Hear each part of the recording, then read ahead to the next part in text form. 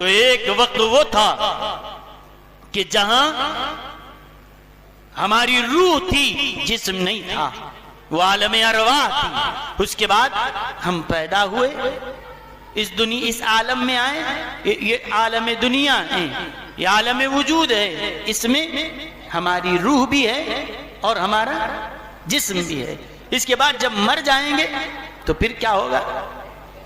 اس کو کیا بولتے؟ مرنے کے بعد وہ عالم برزخ کہلاتا ہے، عالم برزخ، قبر کی زندگی یہ جو ہے عالم برزخ کہلاتی ہے۔ عالم برزخ میں جب جائیں گے وہاں پر کیا رہے گی؟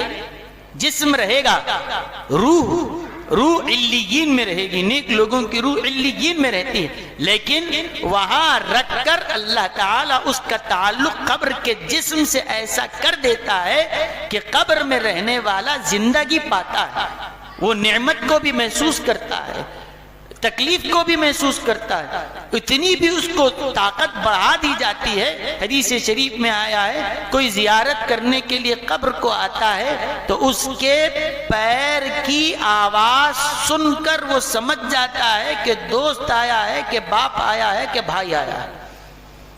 اگر باہر سے کوئی آ رہے ہیں، ٹک ٹک چلنے کی آواز آئی، ہم پہچان سکتے، بس اتنا سمجھیں گے کہ کوئی انسان کے چلنے کی آواز آ رہی ہے، یا پھر جانور کے چلنے کی آواز آ رہی ہے، سمجھ انسان ہے کیا جانور ہے، بس اتنا سمجھ جائیں گے۔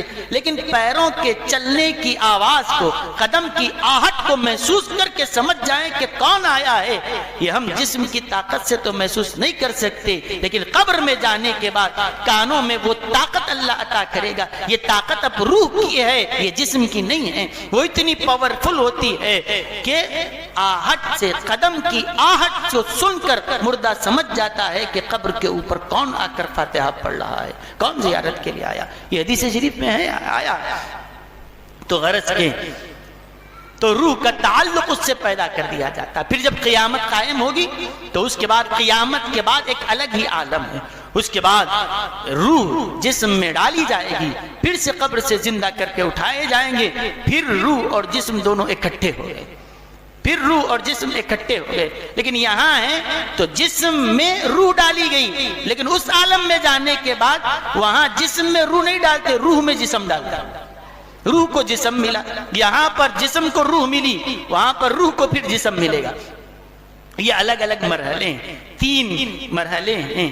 ایک وہ جو اب دنیا، اب جو گزر گیا وہ تو گزر گیا، پیچھے کا عالم ارواح تھا، اب جسم کے ساتھ اب ہیں، یہ عالم دنیا ہے، عالم وجود۔ اس کے بعد عالم برزخ، اس کے بعد آئے گا عالم قیامت کے بعد کا عالم، عالم آخرت ہے۔ یہ 3 عالموں میں اب جو ہمارا عالم چل رہا ہے وہ روح اور جسم دونوں کے ساتھ ہے، اور ہم اس جسم کے ساتھ رہ کر گناہ بھی کرتے ہیں، اللہ کی نافرمانیاں بھی کرتے ہیں، جو کچھ گناہ ہم سے ہو رہے ہیں۔ تو اس وقت ہمیں سب سے زیادہ اللہ کی رحمت کی ضرورت ہے۔ اللہ کی رحمت کی ضرورت تو ہمیشہ ہے، لیکن اس وقت سب سے زیادہ اللہ کی رحمت کے ہم محتاج ہیں۔ اس کے بعد قبر میں جب جائیں گے تو اللہ کی رحمت کے ساتھ ساتھ وہاں سب سے زیادہ ضرورت پڑتی ہے مغفرت کی، کہ اللہ ہمیں معاف فرما دے۔ عالم برزخ میں قبر میں پڑے ہوئے رہیں گے، وہاں پر تو کوئی نماز، روزہ، زکوٰۃ، حج تو ہے نہیں، وہاں کس چیز کی ضرورت ہے؟ بولیے، مغفرت کی ضرورت ہے، وہاں گناہوں کی معافی مل جائے۔ اچھا، پھر قبر سے نکل کے جب قیامت کے میدان میں جائیں گے، اب 2 ہی چیزیں ہیں، یا تو جنت ہے یا پھر دوزخ ہے۔ تو ایسے وقت وہاں کس چیز کی ضرورت ہے؟ یہ کہ جنت مل جائے اور جہنم سے چھٹکارا مل جائے۔ تو ہر عالم کا ایک تقاضا ہے کہ اس دنیا میں ہو تو ہم رحمت کے محتاج ہیں، قبر میں جائیں اللہ کی رحمت بھی چاہیے اور مغفرت کے زیادہ محتاج ہیں، پھر اٹھ کے قبر حشر کے میدان میں جائیں، وہاں پہ ضرورت کس بات کی ہے؟ رحمت بھی چاہیے، مغفرت بھی چاہیے، لیکن اہم چیز اس کے ساتھ یہ ہے کہ اللہ ہمیں جہنم سے آزاد کر دے، جنت عطا فرما دے۔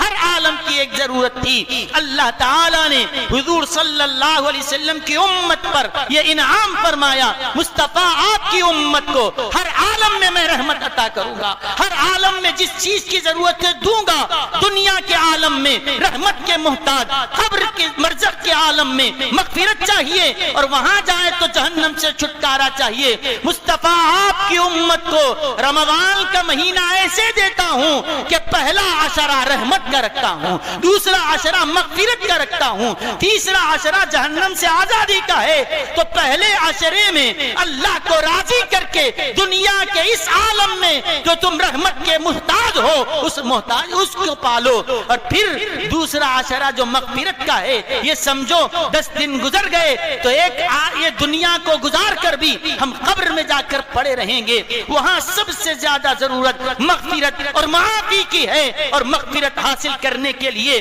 وہ دوسرا مرحلہ دوسرا عشرہ مغفرت کا رکھا گیا۔ پھر وہاں سے نکلے تیسرا عالم قیامت کا ہوگا، اس کے بعد تیسرا عشرہ جہنم سے آزادی کا رکھا گیا کہ حبیب آپ کی امت کے لیے ایسا انتظام کرتا ہوں، ایک ہی مہینے میں رحمت کے دروازے بھی کھلے، مغفرت کے دروازے بھی کھلے، جہنم سے آزادی کا اعلان بھی ان کے لیے کیا جاتا۔ تو ایک ہی مہینے میں 3 عشرے رکھ کر تینوں عالموں سے اللہ ہم کو پار کروانا چاہتا۔ اب عقل مند آدمی وہی ہے جو اس سے استفادہ کرے، اس سے اپنے اس زندگی کو، قبر والی زندگی کو، اس کے بعد والی زندگی کو، وہاں جس چیز کی ضرورت ہے وہاں پہ کیا ہونا ہے؟ جہنم سے چھٹکارا ہونا ہے۔ قبر میں ہو تو مغفرت ہونا ہے، دنیا میں ہو تو اللہ کی رحمت۔ اللہ کی رحمت تو ہر جگہ ہے، لیکن سب سے زیادہ ضرورت ہے پورے دشمنوں کے بیچ میں گھرے ہوئے ہیں، ہر روز ہمارے خلاف سازشیں ہو رہی ہے، کیسے ان کو مارا جائے، کیسے مٹایا جائے، کیسے نوکری سے ہٹایا جائے، ہزاروں سازشوں کے بیچ میں اللہ ہم کو زندہ رکھا ہے، اپنی آن بان شان کے ساتھ آج بھی باقی ہیں۔ یہ اللہ کی رحمت کے بغیر نہیں ہو سکتا۔ اللہ تعالیٰ دشمنوں کے نرغوں میں، کروڑوں دشمنوں کے بیچ میں ہیں، پھر بھی الحمدللہ باقی ہیں۔ یہ اللہ کی رحمت ہے، یہ اللہ کی رحمت ہے۔ تو ہر عالم کے تقاضوں کی تکمیل رمضان کے 3 عشروں میں تینوں عالموں کا اہتمام وہاں کر دیا گیا۔ تو اب یہ کثرت سے یہ ذہن میں بات رکھ کر اللہ سے طلب کریں، اللہ تعالی ہمارے آنے والے اس مہینے کو ہمارے لیے خیر، رحمت، مغفرت، برکت اور جہنم سے آزادی اور جنت میں داخلی کا سبب بنائیں۔ وصلی اللہ تعالی وسلم علی خیر خلقہ سیدنا محمد وعلی آلہ وصحبہ اجمعین والحمدللہ۔